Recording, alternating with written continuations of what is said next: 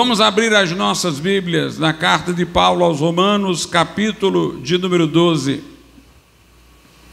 A partir do versículo de número 3, aos Romanos 12, a partir do versículo de número 3.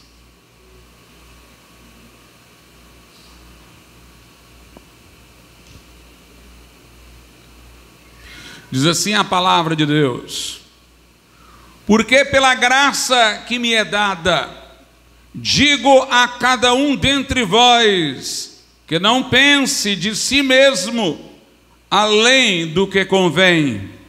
Antes pense com moderação, conforme a medida da fé que Deus repartiu a cada um. Porque assim como em um corpo temos muitos membros, e nem todos os membros têm a mesma operação, assim nós, que somos muitos, somos um só corpo em Cristo, mas individualmente somos membros uns dos outros. De modo que, tendo diferentes dons segundo a graça que nos é dada, se é profecia, seja segundo a medida da fé; se é ministério, seja em ministrar; se é ensinar, haja dedicação ao ensino; ou o que exorta, use esse dom em exortar; o que reparte, faça-o com liberalidade; o que preside com cuidado; o que exercita misericórdia com alegria. Podeis assentar.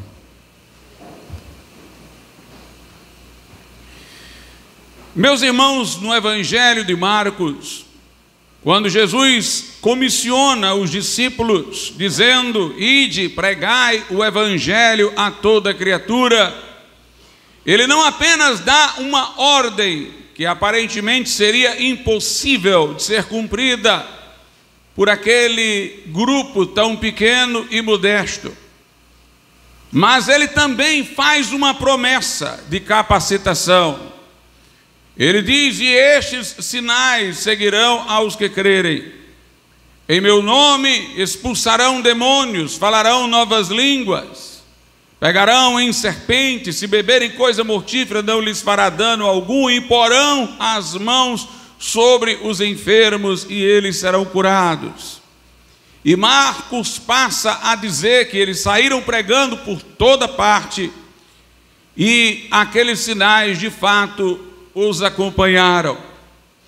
No Evangelho de Lucas, Jesus diz assim aos seus discípulos: vós sois testemunhas destas coisas, aludindo à sua ressurreição.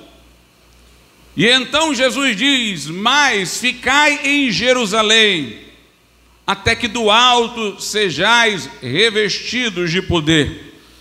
Eles já eram testemunhas oculares, deveriam compartilhar o testemunho com o mundo, mas Jesus os está advertindo para que esperassem a capacitação, aquela pela qual os sinais mencionados em Marcos os seguiriam. Ficai em Jerusalém até que do alto sejais revestidos de poder. Quando estava ascendendo aos céus, novamente Jesus falou sobre esta capacitação, conforme está em Atos 1:8. Jesus disse: recebereis poder ao descer sobre vós o Espírito Santo, e sereis minhas testemunhas, tanto em Jerusalém como em toda a Judéia, Samaria e até os confins da terra. O cumprimento desta promessa de capacitação deu-se no dia de Pentecostes, quando foram cheios do Espírito Santo, e em sinal de que suas bocas estavam agora consagradas para a ministração da palavra com eficácia, começaram a falar em outras línguas, conforme o Espírito lhes concedia que falassem. Eu não sei como alguém pode, em sua teologia, pensar que esta experiência de Atos 2:4, quando foram cheios do Espírito, 120 pessoas passaram todas igualmente a falar em línguas, o mesmo sinal foi compartilhado por todos da plenitude do Espírito Santo. Eu não sei como alguém pode achar que esta experiência tenha algo a ver com a inserção da pessoa no corpo de Cristo, com a regeneração, com o desenvolvimento da santificação, com a comunicação de vida que nos acontece quando nos arrependemos e cremos no Evangelho. Porque em nenhum momento que Jesus falou sobre isso, ele associou o que estava prometendo a eles serem regenerados, inseridos no corpo de Cristo, santificados.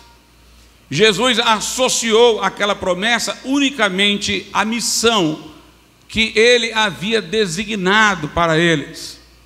Ele disse: sois testemunhas, mas fiquem em Jerusalém, até que do alto sejam revestidos de poder. Ele disse: recebereis poder e sereis minhas testemunhas. Não disse: e sereis regenerados, santificados, inseridos no corpo de Cristo. Sereis minhas testemunhas em toda a Judéia, Samaria e até os confins da terra. A própria evidência da experiência, o falar noutras línguas, mostra que a experiência tinha a ver com a capacitação deles para serem órgãos de fala, para serem testemunhas vivas, pregadores que iriam anunciar o Evangelho na plenitude do Espírito Santo de Deus. E meus amados irmãos, ajuntou-se uma multidão quando esta experiência ocorreu naqueles discípulos. Ela foi precedida por um vento impetuoso, veemente. Apareceram línguas de fogo sobre suas cabeças. E então foram cheios do Espírito Santo, começaram a falar em outras línguas. Uma multidão se ajuntou. E havia alguns que zombavam daquilo, mas havia alguns que estavam interessados em saber de que se tratava, que faziam a pergunta: o que quer isto dizer? O que isto significa? E Pedro então nada falou sobre regeneração, santificação, inserção no corpo de Cristo. Tudo isso aqueles discípulos já tinham antes daquele momento. Pedro falou de um derramamento do Espírito profetizado por Joel, que viria acompanhado de inspiração profética, de dons espirituais, de manifestações espirituais. Diz a Bíblia Sagrada em Atos 2, quando Pedro respondeu sobre o episódio. Atos 2, a partir do verso 16. Mas isto é o que foi dito pelo profeta Joel. E nos últimos dias acontecerá, diz Deus, que do meu Espírito derramarei sobre toda a carne. E os vossos filhos e as vossas filhas profetizarão, os vossos jovens terão visões, os vossos velhos sonharão sonhos, e também do meu Espírito derramarei sobre os meus servos e sobre as minhas servas naqueles dias, e profetizarão. Embora a profecia citada de Joel fale em jovens tendo visões, em velhos sonhando, a grande ênfase da profecia é exatamente em que os que recebessem o derramamento do Espírito Santo também iriam profetizar. No verso 17 diz: e nos últimos dias acontecerá, diz Deus, que do meu Espírito derramarei sobre toda a carne. Note, os vossos filhos e as vossas filhas profetizarão. Alude-se a homens e mulheres, filhos e filhas, que profetizarão. A ênfase recai sobre profecia, mais do que qualquer outra coisa, porque os jovens indistintamente terão visões, os velhos indistintamente terão sonhos. mas os vossos filhos, distinguindo para enfatizar os dois grupos, e as vossas filhas profetizarão. No verso 18 diz: e também do meu espírito derramarei sobre os meus servos e sobre as minhas servas naqueles dias, e profetizarão. Quando Pedro citou o texto de Joel, por inspiração divina, ele fez acréscimos. Ele acrescentou o pronome possessivo, meus servos, minhas servas, porque lá em Joel só fala de servos e servas. Mas o que Deus quis dizer é que estes servos e servas iriam profetizar não porque eram servos e servas deles, mas antes de tudo porque eram servos e servas de Deus. Por isso Pedro acrescenta meus servos e minhas servas. Mas no texto de Joel, e aqui também, embora com este acréscimo de compreensão, servos e servas são servos e servas de uma família. Ele está falando de filhos e filhas, portanto de um casal, de velhos e jovens, e está falando de empregados, sendo que ele está dizendo que os empregados vão profetizar não porque eles estarão simplesmente sendo beneficiados por servirem a uma casa, mas porque eles servem também a Deus. Deus está dizendo por meio de Pedro: são meus servos e minhas servas. Mas note a ênfase, primeiramente falou filhos e filhas, e agora fala que até aos empregados, os mais modestos, lhes viria o Espírito para profetizarem. Mais uma vez, distingue servos e servas. A grande ênfase está em que eles profetizarão. Se nós lermos o Velho Testamento, a outra mensagem minha para explicar isso com mais detalhes, nós vemos que isto daqui é o cumprimento de um desejo que surgiu por inspiração de Deus no coração de Moisés. Moisés era profeta, assistido por anciãos que foram nomeados para auxiliá-lo. E uma vez o Espírito Santo, o mesmo que estava em Moisés, esteve nesses anciãos e eles profetizaram. Pararam e 2 permaneceram profetizando. Alguém veio até Moisés e disse: Moisés, repreende, porque estes tais que assim falaram se enciumaram por Moisés, queriam que ninguém mais pudesse ter os dons que Moisés tinha, e eles pediram a Moisés que repreendesse aqueles 2 que ainda estavam profetizando. E Moisés disse naquele momento: oxalá que todo o povo de Deus fosse profeta, e Deus pusesse seu Espírito em todos eles. Joel toma o desejo de Moisés na profecia que fez no Velho Testamento. Ele diz que nos últimos dias o Senhor derramaria do seu Espírito sobre toda a carne. Obviamente de pessoas convertidas, daí ter tido a ênfase meus servos e minhas servas. Mas esta promessa seria para todos os crentes, para que eles então pudessem se tornar, num certo sentido, profetas. Pedro, em Atos 2 ainda, mais à frente, ele vai dizer aos seus ouvintes que querem se arrepender e crer que esta promessa do Espírito Santo, dita por Joel, confirmada por João Batista e Jesus Cristo, Pedro diz: esta promessa diz respeito a vós, aos vossos filhos, aos que estão longe, a tantos quanto Deus nosso Senhor chamar.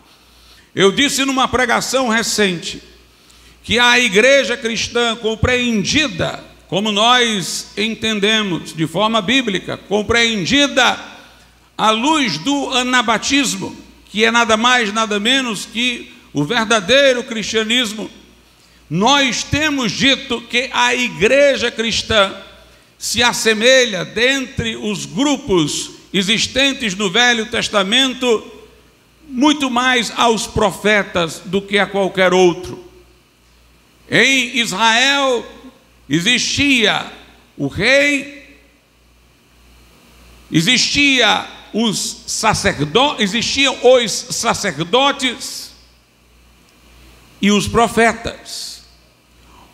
O rei, ele estava sempre vinculado a uma estrutura local. Ele tinha a sede de seu governo, pelo menos o da descendência de Davi, em Jerusalém. Era a capital. Os sacerdotes estavam vinculados a um prédio localizado, o templo, mas os profetas não estavam localizados geograficamente.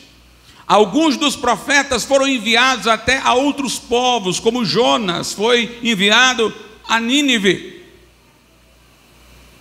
Daniel foi profeta que exerceu o seu papel fora de Israel, enquanto era inconcebível o ofício sacerdotal sem a existência do templo, inconcebível o trono sem o povo ter a posse de Jerusalém. Os profetas não estavam adstritos a um local, eles tinham essa liberdade.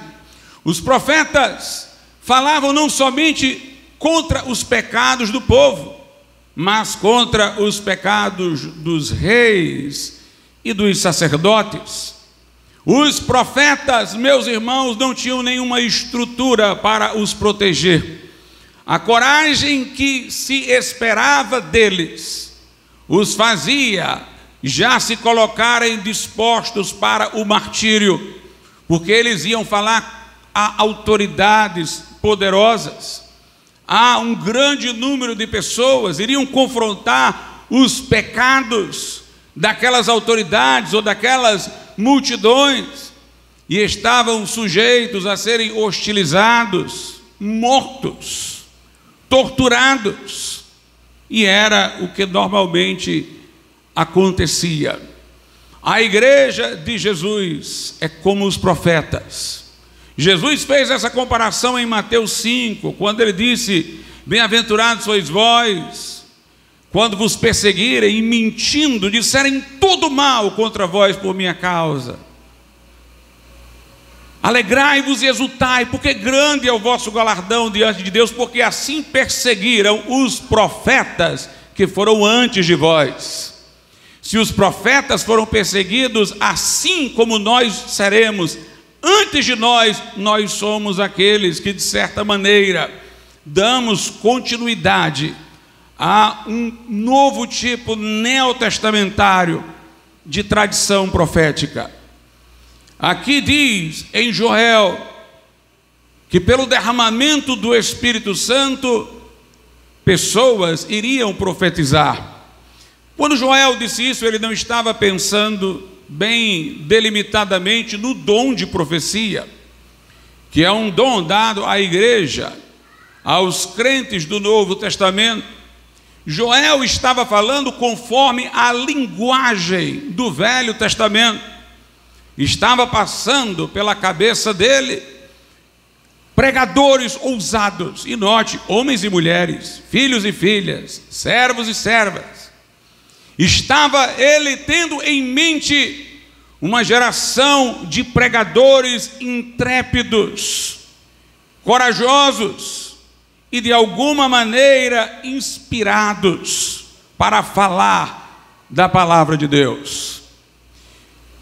O batismo no Espírito Santo, o poder dado para testemunhar, embora por ele nos venham dons como de operação de maravilhas, os dons de curar, dons que agem na esfera do que chamamos de milagres. A principal função do batismo no Espírito Santo tem a ver com a nossa pregação. É para nos capacitar a pregar de uma maneira sobrenatural. Os outros dons, como o de cura, o dom de operação de maravilhas, é para que coisas aconteçam que ganhem a atenção dos nossos ouvintes, para a palavra que temos para dizer a eles. Mas a capacitação destina-se principalmente à pregação.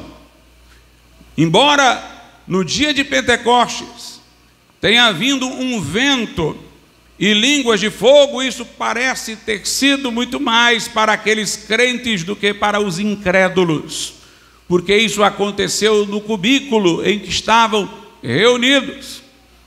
Eles falaram em línguas, é verdade, atraiu a multidão, mas o cenário em seguida passa a ser todo em torno da pregação de Pedro e da conversão de quase 3.000 almas. Entendam, irmãos, Jesus ascendeu aos céus deixando 500 discípulos, mas em um dia houve a conversão de pessoas de maneira a agregarem-se quase 3.000 almas.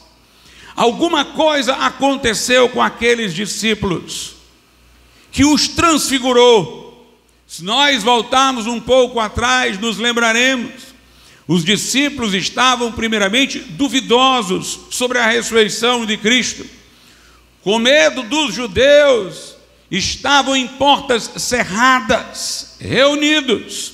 E o Cristo ressuscitado atravessou aquelas portas e apareceu a eles. Pedro, primeiramente, negou Jesus 3 vezes. Depois, tendo se arrependido, estava desanimado, voltado para a pesca. Foi reabilitado por um novo chamado de Cristo, que perguntou a ele se ele o amava, e então disse: se me amas, apacenta minhas ovelhas, volta ao teu papel. Aqueles homens, irmãos, que num momento anterior estavam tão tímidos, tão temerosos, agora corajosamente estavam diante da multidão. A Bíblia diz que quando Pedro se levantou, os demais se levantaram com eles, dos apóstolos. Ou seja, a pregação era de todos, embora Pedro fosse o porta-voz. E o Pedro, que tinha sido tão fraco, frágil, agora estava dizendo corajosamente àquela multidão: este Jesus que vocês crucificaram, Deus o fez Senhor e Cristo. Estava acusando aquela multidão de ter rejeitado o justo. Estava com clareza de entendimento, emoldurando o sentido daquela experiência em profecias do Velho Testamento, que agora borbulhavam na sua mente. Alguma coisa acontecerá. Uma intrepidez sobrenatural, uma iluminação para associar textos bíblicos lhe veio, a semelhança do que ocorria com os profetas no Velho Testamento, uma inspiração, uma iluminação para ter amplo entendimento, uma coragem sobrenatural. Em Atos capítulo de número 4, é dito que os discípulos oraram dizendo: Senhor, nós estamos sendo ameaçados, mas concede aos teus servos que preguem com toda a intrepidez a tua palavra, com ousadia, enquanto estendes a tua mão para curar e para que se façam sinais e prodígios em nome de teu santo Filho Jesus. Feita esta oração, o lugar tremeu, e eles foram cheios do Espírito Santo, e a Bíblia diz que eles pregavam com intrepidez a palavra de Deus, uma intrepidez sobrenatural.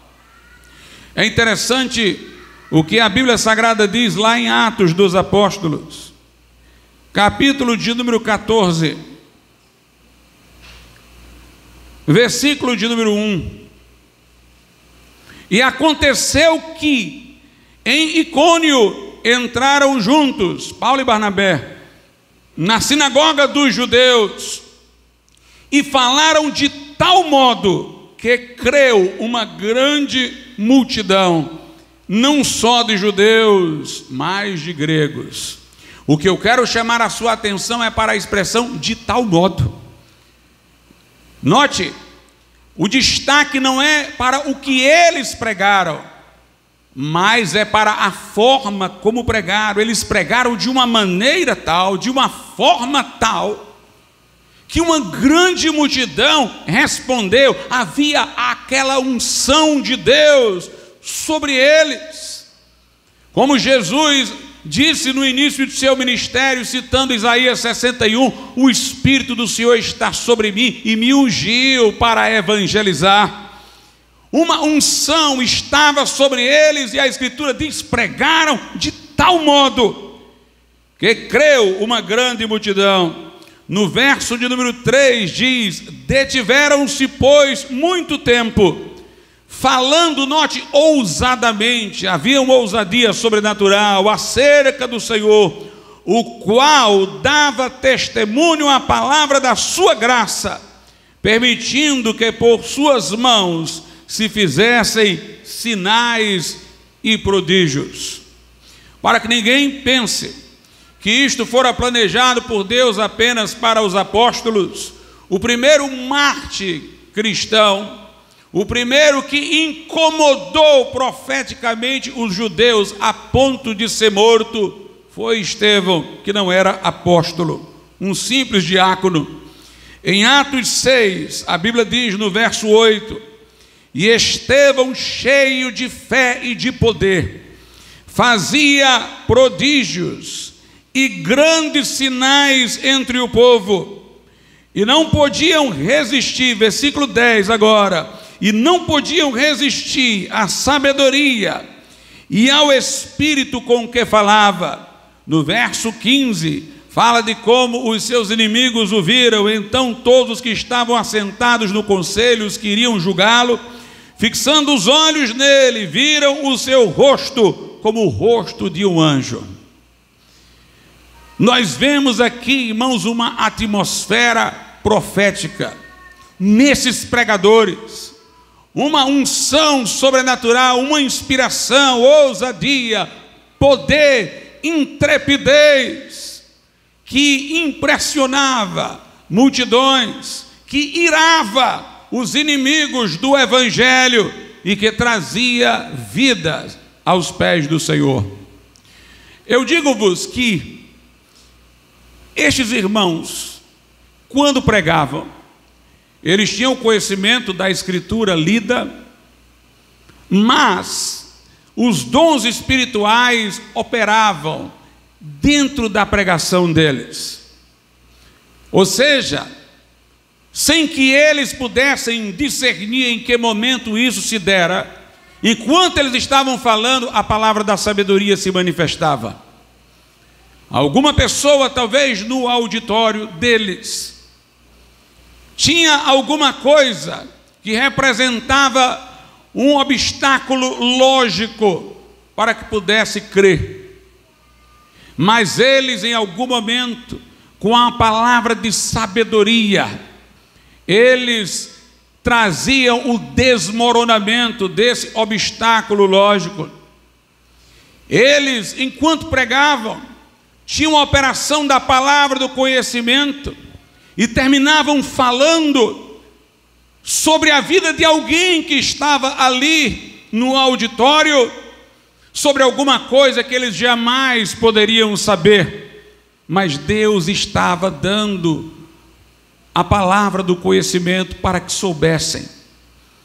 Muitos desses pregadores talvez tivessem, enquanto pregavam, o dom de discernimento de espírito operando, e eles sabiam exatamente que tipo de indisposição para com ele e para com o Evangelho havia ali, e ele sabia dar a palavra certa para corrigir isso. Muitos tinham a operação do dom de profecia enquanto falavam. Esses dons, irmãos, que têm a ver com a fala, são muito mais importantes até do que aqueles referentes ao acontecimento miraculoso. E talvez eles dessem àqueles que estavam hesitantes, por meio do dom de profecia, o encorajamento, para que eles então tomassem a decisão por Cristo. Traziam para aqueles que talvez estavam angustiados, porque seriam perseguidos por terem dado o seu coração a Jesus. Eles traziam para esses uma palavra de consolação por meio de profecia enquanto pregavam. A pregação tinha elementos sobrenaturais, tinha o conhecimento fruto da leitura sistemática da Escritura, mas não era um mero estudo bíblico. Havia um borbulhar de dons, havia no meio de tudo aquilo ali, se misturando a toda aquela apresentação, a palavra da sabedoria, a palavra do conhecimento, o dom de discernir espíritos, uma palavra profética. Exatamente o fato de eles estarem sendo usados por Deus enquanto falavam, com todos esses dons, fazia com que eles se sentissem seguros, encorajados, ganhassem ousadia e atingissem o coração dos ouvintes. Uma coisa muito comum, irmãos, eu ouvi diversas vezes isso, e era muito comum no passado, alguém que se convertia e dizia: pastor, você falou minha vida toda, você retratou a minha vida, pastor, nessa pregação você respondeu o que estava dificultando, aquilo que estava emperrado. Enquanto você falava, você disse. Como você podia saber? Estas coisas, irmãos, esta inspiração é que trazia corações a Cristo. Não basta só sermos expositores fiéis e ortodoxos da palavra de Deus. A pregação tem a ver com aqueles que estão nos ouvindo, e Deus conhece quem está nos ouvindo, e Deus sabe que dons devem operar em nós, para que ansiedades sejam desfeitas, obstáculos lógicos sejam desfeitos, para que o encorajamento certo aconteça. Essa é a pregação profética.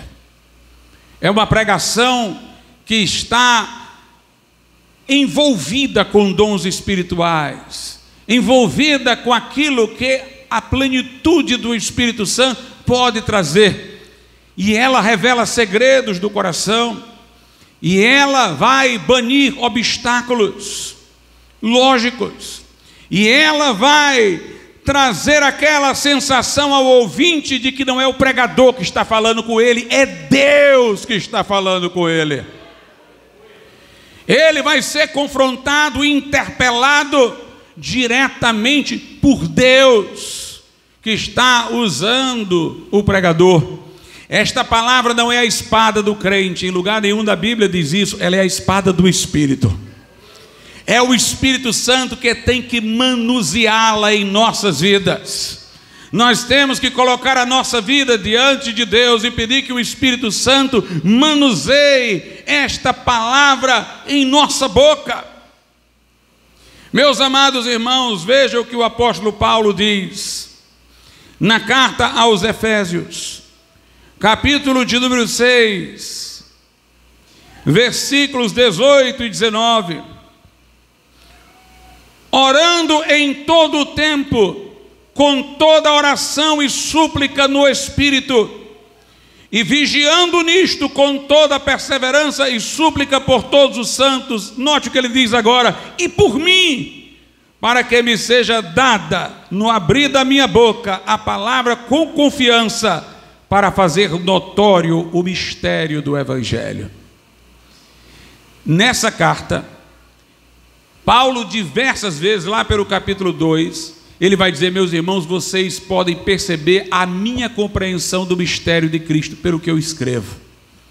Parece até uma carta que em certo momento Paulo está se gloriando do que conhece, do que ele sabe prontamente. Mas Paulo está dizendo: orem por mim para que me seja dada a palavra. A dispensa de Paulo era farta, mas saber o que tirar da dispensa na hora certa precisava vir de Deus. Você pode ter o conhecimento, mas gerenciar o conhecimento numa pregação para aquele que lhe ouve requer a intervenção do Espírito Santo de Deus. E este Paulo, que diz saber do mistério com profundidade, está dizendo: orem por mim para que me seja dada a palavra, aquela que vem com confiança, porque sei que vem de Deus, que vem com intrepidez, com ousadia, para eu fazer notório o mistério do Evangelho. Paulo diz o seguinte em Colossenses, capítulo de número 4, versículo 3, e note que está sempre associado com oração esta palavra, que é uma pregação profética. Colossenses 4, verso 3: orando também juntamente por nós, para que Deus nos abra a porta da palavra, a fim de falarmos do mistério de Cristo, pelo qual estou também preso, para que o manifeste como me convém falar. Paulo diz: orem por mim, meus irmãos, para que eu possa falar do mistério de Cristo, e para que eu o manifeste como me convém falar, quer dizer, para que eu fale de tal maneira que ele se manifeste. Qual é a maneira de falar que nos convém falar? É aquela pela qual Jesus se manifesta, é aquela pela qual Jesus se revela. Não basta falar de Jesus na terceira pessoa, é preciso falar do Jesus que está sendo revelado pela palavra, como João Batista, que deu a pregação mais direta que o mundo já viu: eis o Cordeiro de Deus que tira o pecado do mundo. É preciso dizer para o ouvinte: este Jesus que está falando ao seu coração, é dele que eu estou pregando, para que eu o manifeste. No verso 6 de Colossenses 4 ainda, Paulo diz: a vossa palavra seja sempre agradável, temperada com sal, para que saibais como vos convém responder a cada um. Ele está pedindo para que uma capacitação sobrenatural venha, para nós sabermos responder a cada um como convém. Não basta, irmãos, que sejamos doutos em apologética para termos uma resposta em nosso repertório de leitura para tudo. É preciso que saia da nossa boca aquela palavra que é temperada com sal, aquela palavra que Deus está dando, que convém àquele ouvinte, a cada um daqueles que nos estão a ouvir. A pessoa que primeiro me falou de Jesus sempre me dizia isso. Ele dizia: é preciso estar submetido a Deus para ter a palavra certa, da hora certa, a palavra que convém falar. Às vezes uma pequena palavra, mas é aquilo que o coração do ouvinte estava gritando por ouvir, pode ser mais eficaz do que toda a nossa sabedoria, todo o nosso conhecimento da Bíblia ou de teologia. A palavra, irmãos, profética, a pregação profética. Veja o que é dito no Velho Testamento. Jeremias, capítulo de número 5, versículo 14. Portanto, assim diz o Senhor Deus dos exércitos: por quanto disseste tal palavra, eis que converterei as minhas palavras na tua boca em fogo, e este povo em lenha, e eles serão consumidos. Deus quer converter a sua palavra em nossa boca em fogo. Mas eu quero vos dizer uma coisa, irmãos. Nós não vamos ter esta palavra convertida em fogo em nossa boca, ainda que sejamos batizados no Espírito Santo, se tivermos frios espiritualmente, se não tivermos orando. Paulo pedia oração. Se nós não sentirmos aquilo que nós pregamos, aquele que nos ouve não vai sentir o que nós pregamos se nós não sentimos o que nós pregamos. O profeta era alguém que sentia o que falava, era alguém que se angustiava por aquilo que tinha a dizer, era alguém que estremecia pela palavra com que iria estremecer os outros. Jonathan Edwards é conhecido por aquela pregação dele, pecadores nas mãos de um Deus irado. Ali foi uma pregação profética. O homem falou com tanta inspiração e tão apropriadamente ao seu auditório, falando de como aquelas pessoas poderiam sucumbir ao inferno a qualquer momento, que, meus irmãos, pessoas se agarravam aos bancos, às colunas da igreja, elas olhavam para o chão e viam como se o chão estivesse abrindo e a boca do inferno se abrindo para engoli-las, porque aquela pregação foi uma pregação no Espírito Santo de Deus. Mas aquele homem tinha orado e jejuado dias antes daquele momento. Isaías foi primeiro tocado com a brasa viva nos seus lábios para depois ser profeta. Você não pode ter a palavra convertida em fogo na sua boca se primeiro você não for queimado por ela. Nós vemos, irmãos, dos grandes avivamentos, esta pregação profética. Charles Spurgeon se converteu num dia em que foi a um culto, e olhe que ele era filho de pastor, ele lia os livros dos puritanos, mas não tinha encontrado a graça salvífica. Chegou numa igreja, o pastor tinha faltado um homem bem simples. Ele tomou a palavra para pregar. Aquele homem tomou um texto da Bíblia que fala: olhai para mim e sereis salvos. Spurgeon dizia, como ele tinha muito pouco conhecimento da Bíblia, ele pregava alguma coisa, mas ficava toda hora dizendo, citando o versículo: olhai para mim e sereis salvos, olhai para mim e sereis salvos. E ele começou a olhar na direção de Spurgeon. Agora a pregação era endereçada. Ele olhava para Spurgeon: olha, jovem, para o Senhor e será salvo. Olha, olha, olha. E naquele momento o jovem Spurgeon disse: eu parei de olhar para mim mesmo. Aquele homem dizia tão enfaticamente que eu não tive outra opção. Olhei para Jesus e ele perdoou os meus pecados. Aquele homem disse a palavra que Spurgeon precisava ouvir, irmãos. Um homem tão simples, seu nome ignorado, mas um dos maiores pregadores do século XIX foi convertido naquele dia, Charles Spurgeon.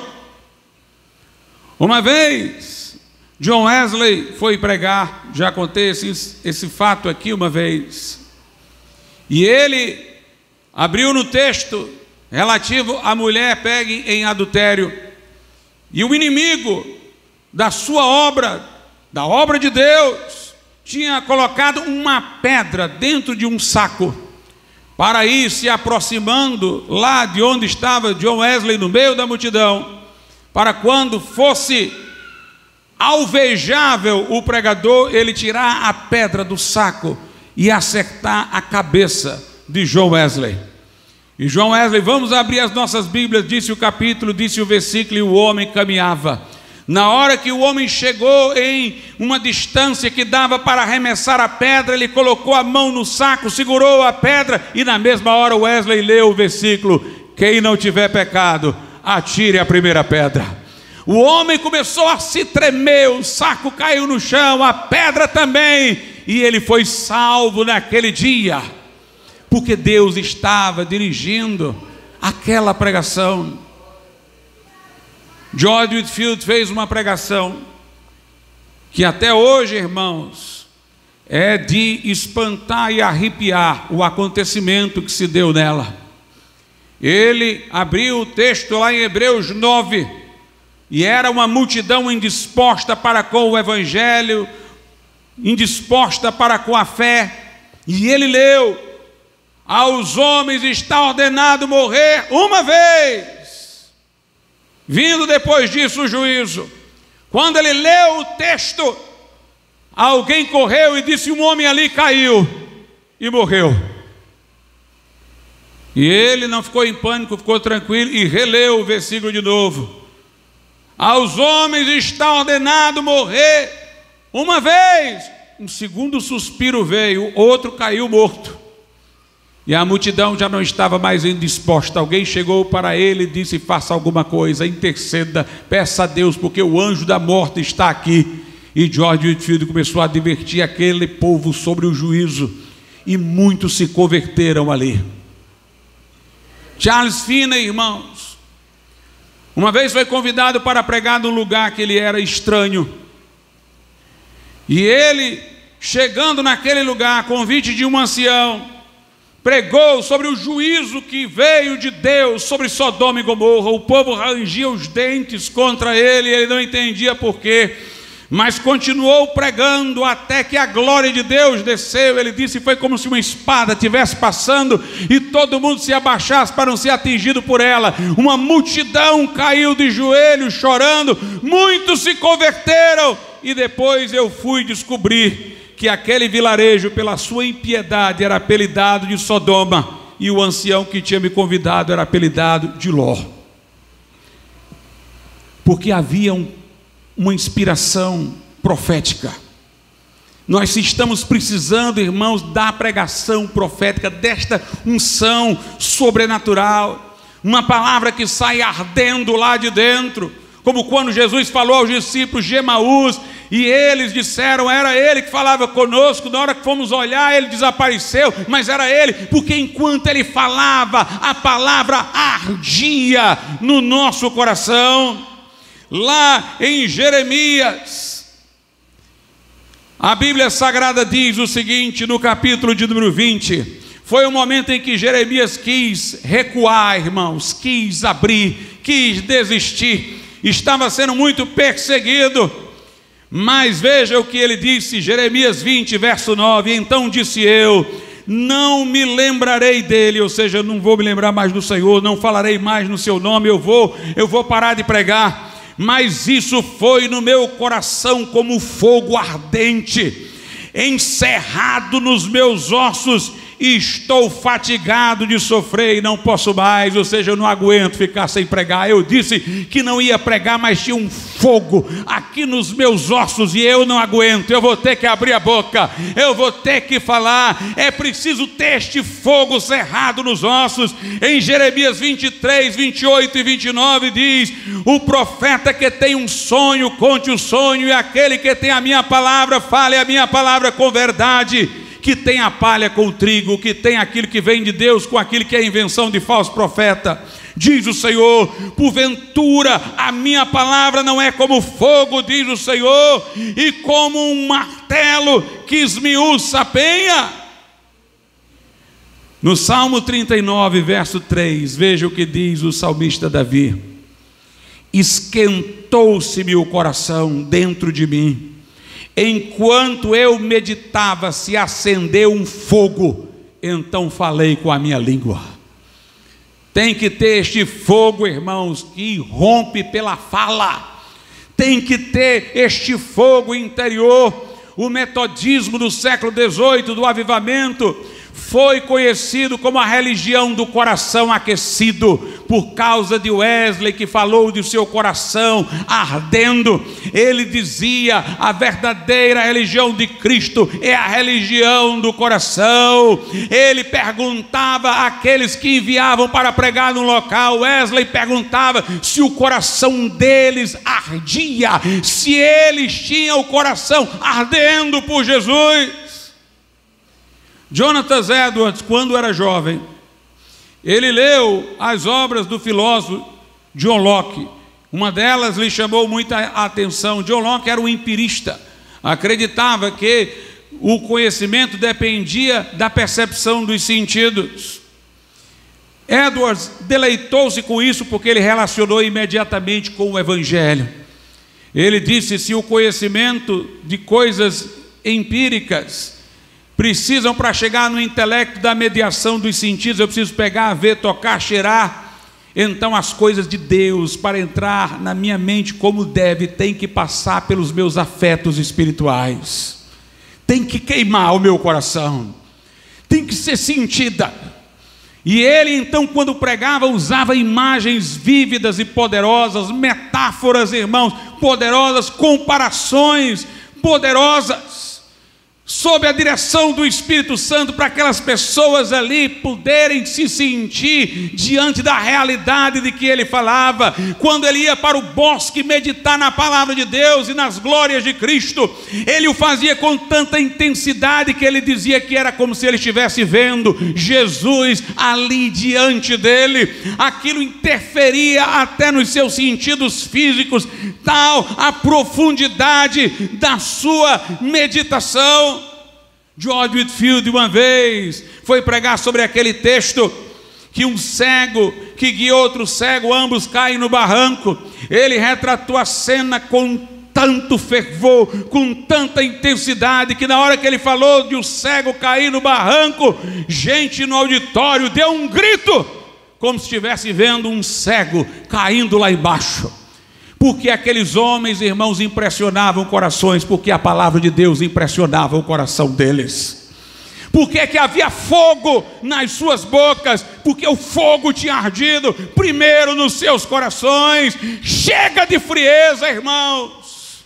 É preciso ter fogo dentro de nós. É preciso ter fogo dentro de nós. Eu não quero saber só se você tem uma experiência que você diz que lhe aconteceu há tantos anos atrás, que você falou em línguas. Eu quero saber se o seu coração está ardendo agora. Ardendo agora. Um coração ardendo.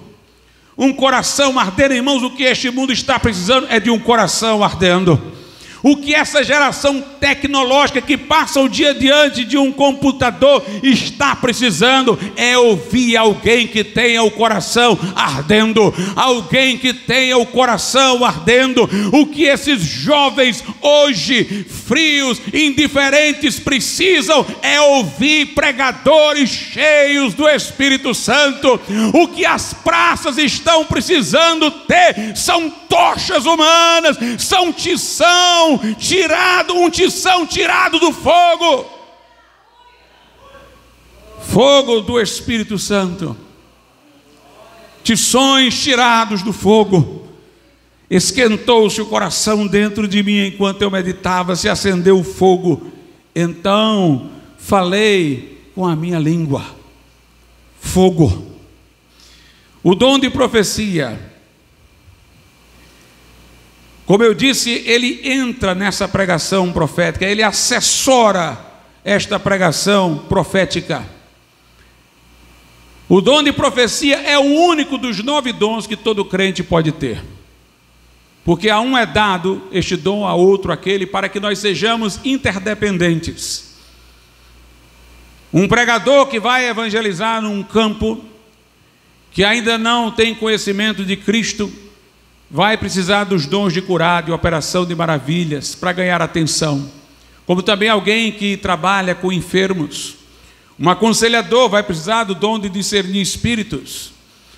Um pregador, um ministro, vai precisar da palavra da sabedoria. Posições determinam dons que são mais importantes. Não há dom em si mais importante. Existem dons que são mais importantes para aquele chamado, para aquela vocação. Mas o dom de profecia, irmãos, é o dom mais universalizável. Porque ele não é um dom para operar num hospital, num campo missionário. Ele é um dom para operar na convivência, acima de tudo, dos crentes, embora também opere no campo missionário. Todos nós conversamos uns com os outros e logo todos nós podemos encorajar, confortar, exortar, consolar uns aos outros. Por isso é o dom mais universalizável. Por isso que a Bíblia Sagrada diz, 1 Coríntios 14:1, segui o amor e procurai com zelo os dons espirituais, mas principalmente o de profetizar. Porque o dom de profetizar, ele é útil para todos e para toda situação de convivência de duas pessoas juntas. Por isso que lá em 1 Coríntios 14, a Bíblia diz no verso 31, porque todos podereis profetizar, uns depois dos outros, para que todos aprendam e todos sejam consolados. Note, todos. Deus deseja que todos nós, na medida em que falamos de Jesus, na medida em que falamos com outras pessoas, tenhamos este dom em operação. Em 1 Coríntios 14, 24 diz assim, mas se todos profetizarem e algum indouto ou infiel entrar, de todos é convencido, de todos é julgado, e portanto os segredos do seu coração ficam manifestos, e assim lançando-se sobre o seu rosto, adorará a Deus, publicando que Deus está verdadeiramente entre vós. No verso 39 diz, portanto, irmãos, procurai com zelo profetizar todos, qualquer um, e não proibais falar em línguas. O dom de profetizar tem toda essa utilidade. Aqui diz, no verso de número 3, mas o que profetiza fala aos homens, para edificação, exortação e consolação. O dom de profecia não é para doutrinar. O verso 6 distingue profecia de doutrina. Ele diz, o verso 6, e agora, irmãos, se eu for ter convosco falando em línguas, que vos aproveitaria, se não vos falasse, ou por meio de revelação, ou da ciência, ou da profecia, ou da doutrina. A doutrina se aprende estudando a Bíblia. Mas Deus pode nos dar uma palavra para encorajar, consolar, edificar o nosso próximo, para edificar. É interessante esta palavra revelação no verso de número 6. Ela está distinta de ciência. Normalmente nos círculos pentecostais, eles chamam de revelação o que a Bíblia chama de palavra da ciência. Quando eu sei de um fato sobre alguém que me veio por conhecimento sobrenatural, mas isto não é revelação. Na linguagem da Bíblia, isto é palavra da ciência, e aqui está distinguido no verso 6, revelação, ciência, profecia, doutrina. A revelação, irmãos, segundo o Dr. Robert McAllister, e eu comungo com o que ele disse, é uma mistura de Bíblia com o dom de profecia. É quando alguém, usando a Escritura, ele consegue aplicar ao coração do ouvinte de uma maneira confortadora, mas sobrenatural.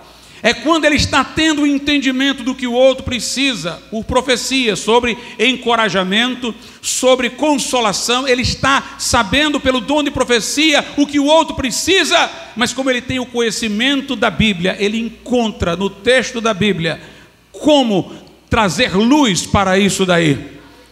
Por isso que a revelação é mais importante até do que a profecia. Veja aí 1 Coríntios capítulo 14, versículos 29 adiante. E falem 2 ou 3 profetas e os outros julguem. Mas se a outro que estiver assentado for revelada alguma coisa, cale-se o primeiro. Se um está profetizando, mas o outro tem como dizer aquilo ali, com o uso das Escrituras, aquele que está só falando sente, deixe o que tem a revelação pela palavra falar. Se tem como dizer aquilo que deve ser dito, com o uso da Escritura, melhor ainda. Está profetizando, alguém pela Escritura tem a mesma mensagem, mas com revelação na Escritura para saber dizer, sente-se o primeiro. Vamos voltar lá para o texto de origem dessa mensagem. Romanos capítulo de número 12. a partir do verso de número 3. Porque pela palavra que me é dada, digo a cada um dentre vós, que não pense de si mesmo além do que convém, antes pense com moderação, conforme a medida da fé que Deus repartiu a cada um. Porque assim como em um corpo temos muitos membros, e nem todos os membros têm a mesma operação, assim nós, que somos muitos, somos um só corpo em Cristo, mas individualmente somos membros uns dos outros. E agora vem o que me interessa. De modo que, tendo diferentes dons, segundo a graça que nos é dada, se é profecia, seja segundo a medida da fé. O que é que ele quer dizer com isso? O dom de profecia seja segundo a medida da fé. Os reformadores protestantes, maximamente João Calvino e os calvinistas, traduziam essa medida da fé por analogia da fé. Como muitos deles não criam no dom de profecia como nós compreendemos, a analogia da fé seria um versículo estar de acordo com o outro, ou a pregação estar de acordo com o texto da Bíblia, em proporção com a fé. Não fale nada que esteja contra a fé, contra aquilo que está na Escritura. Eu mantenho a interpretação deles de analogia da fé, mas entendo profecia no sentido que nós estamos aqui apresentando. Por que que ele diz, se é profecia, seja segundo a medida da fé? Porque, irmãos, Deus vai nos usar em profecia na proporção daquilo que nós cremos pelas Escrituras. Se eu não cresce pelas Escrituras na onisciência de Deus, como eu poderia confortar alguém dizendo que Deus sabe do que ele está passando? Se eu não cresce na onipotência de Deus, como poderia eu confortar alguém ou encorajá-lo a crer num livramento que por profecia Deus está me inspirando a dizer? Se eu não cresce no chamado pastoral, como poderia eu dar uma palavra em profecia para estimular alguém a cumprir o seu ministério? Então Deus não vai falar conosco em desacordo com aquilo que nós sabemos da Bíblia, mas na proporção do que nós sabemos. Por isso que nós não podemos crer, como no adventismo do sétimo dia, em revelações que acrescentem à Bíblia alguma coisa, que complementem a Bíblia. Não, Deus vai usar você para dizer alguma coisa ao irmão que estimula, mas de acordo com aquilo que você crê pela palavra de Deus, na proporção, na analogia da fé. A Escritura Sagrada continua sendo a regra de fé e prática. Deus não vai me usar para encorajar, consolar alguém em situações que o escopo de tudo requer que eu creia em algo que eu só posso crer se eu tiver aprendido pela Escritura. É a partir do que eu creio pela Bíblia que Deus vai usar. Por isso, irmão, conheça a palavra muito. Quanto mais você alargar o vaso, mais azeite vai caber dentro.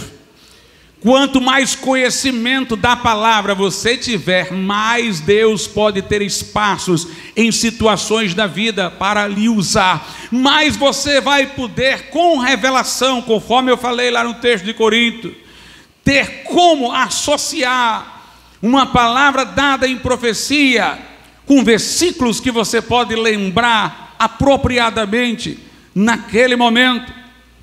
Diz aí Romanos 12, verso 7, se é ministério, seja em ministrar, se é ensinar, haja dedicação ao ensino. E agora o verso 8 que me interessa, ou o que exorta, use esse dom em exortar. Parece uma repetição do dom de profecia, né? Exortar, irmãos, não é admoestar nem repreender, é encorajar, é o significado da palavra. A profecia é para edificação, exortação, consolação, mas aqui ele fala de um exortador, separadamente da profecia.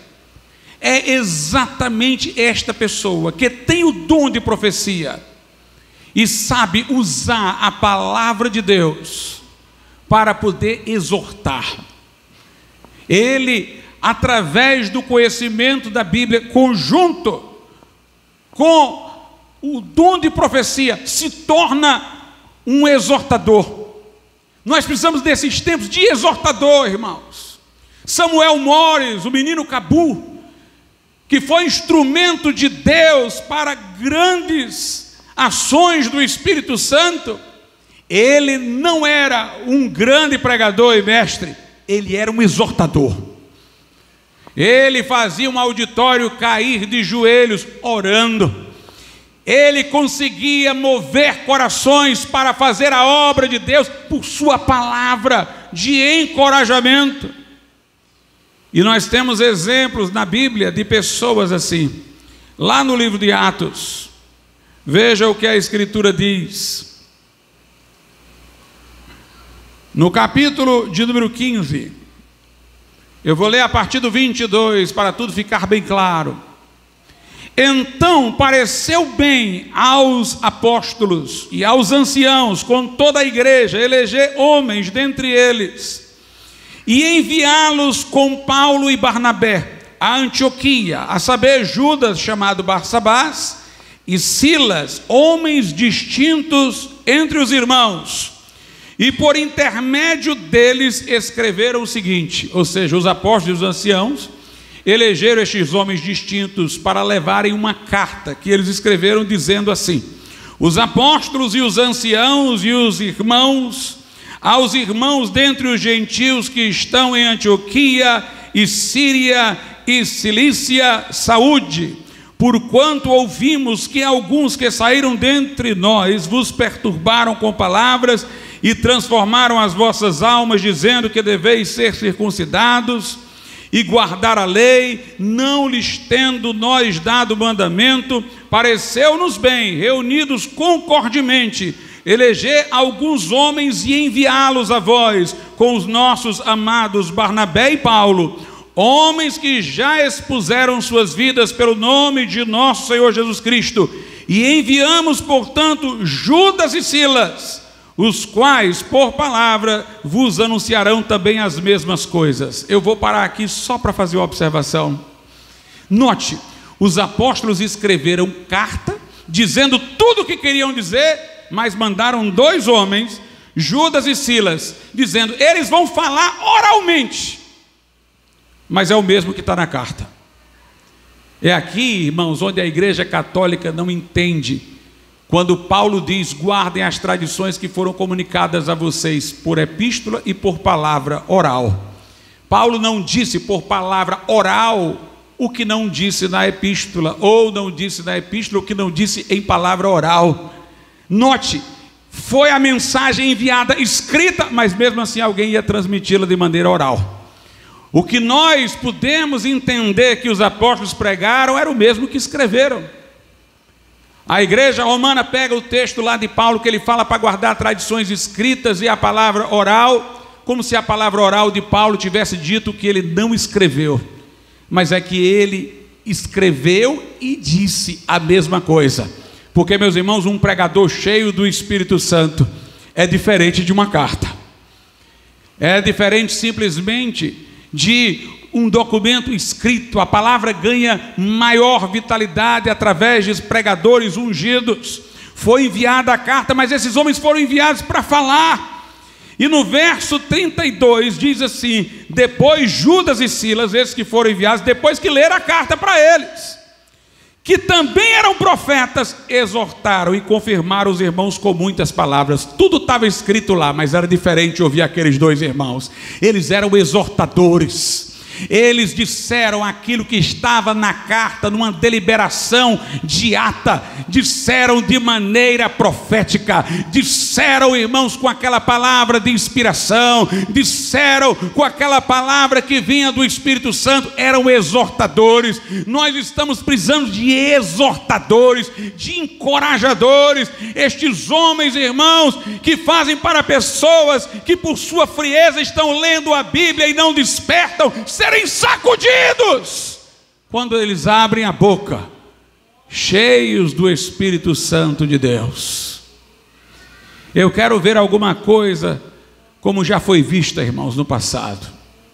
Eu quero ver pessoas cheias do Espírito Santo falando, cheias de dons espirituais, a palavra da sabedoria, o discernimento de espírito, a profecia. Eu não preciso nem contabilizar, eu não quero nem saber em que momento do culto ele profetizou, em que momento saiu a palavra da sabedoria, se foi entre aqueles 2 versículos, se foi na hora que ele falou isso. Eu não quero contabilizar, mas o que eu quero é ouvir pessoas dizendo: falou comigo, trouxe resposta a mim, confortou o meu coração, era a palavra que eu precisava ouvir. A minha vida foi descoberta, os segredos do meu coração se revelaram. Deus está verdadeiramente no meio de vós. É isso que nós estamos precisando. E só vai ter isso se tiver oração. E só vai ter isso se um fogo arder lá dentro do nosso coração. Tem que arder um fogo. Não adianta só ativismo, mecanismo, não, tem que ter um fogo aí dentro. É preciso que evangelismo para você não seja um fardo, seja uma coisa que você não pode deixar de fazer. Os discípulos disseram, quando foram ameaçados a não falar de Jesus: nós não podemos parar de falar do que temos visto e ouvido. Vocês não estão entendendo, não? É que a gente não se aguenta. É que a gente não se aguenta sem falar do que viu e ouviu. Jeremias disse: eu até tentei, disse que não ia falar, mas tem um fogo aqui nos ossos, e eu tenho que falar no nome do Senhor. É preciso que haja este fogo no seu coração, o poder do Espírito Santo, os dons espirituais. Deus quer levantar, irmãos, uma geração não de palestrantes, mas de profetas. De profetas. Não é derramarei do meu espírito e vai sair uma legião de palestrantes, youtubers e tal. Não, é de profetas, e profetizarão. É gente que vai ser levada acorrentada diante de rei, mas vai falar de Jesus corajosamente, intrepidamente, na unção do Espírito Santo. Vamos ficar de pé.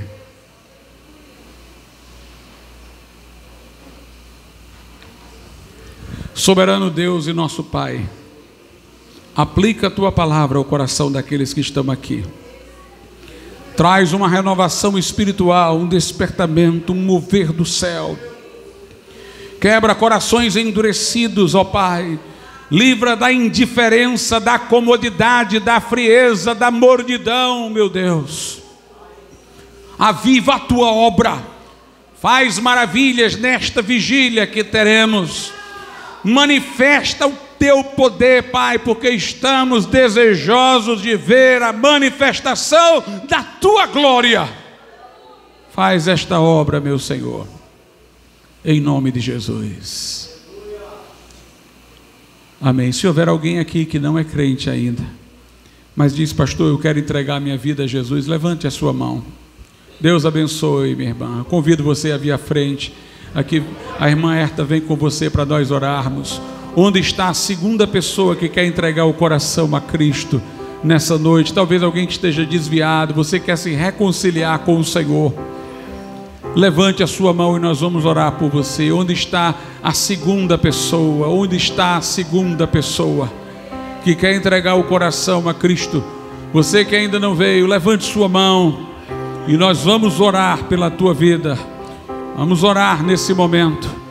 Aleluia. Soberano e eterno Deus, nosso Pai, nós te louvamos porque está aqui o teu poder, Senhor, a tua graça que perdoa, acolhe. Está aqui o teu Espírito que santifica e liberta. Ó Pai, olha para a nossa irmã que neste ato público, meu Deus, abriu o seu coração para Jesus. Entra pelo Espírito Santo, Jesus, neste coração, com o sangue que verteu na cruz, apaga toda mancha, perdoa todo pecado, pelo poder do Espírito Santo, quebra cadeias, rompe grilhões, liberta pelo poder do Evangelho, dá um novo coração, uma nova vida, habita no seu coração, ó Deus, pelo teu Espírito. E dá-lhe, meu Deus, a certeza de salvação agora, em nome de Jesus. Em nome de Jesus. Amém e amém. Deus te abençoe, irmão. Deus te abençoe.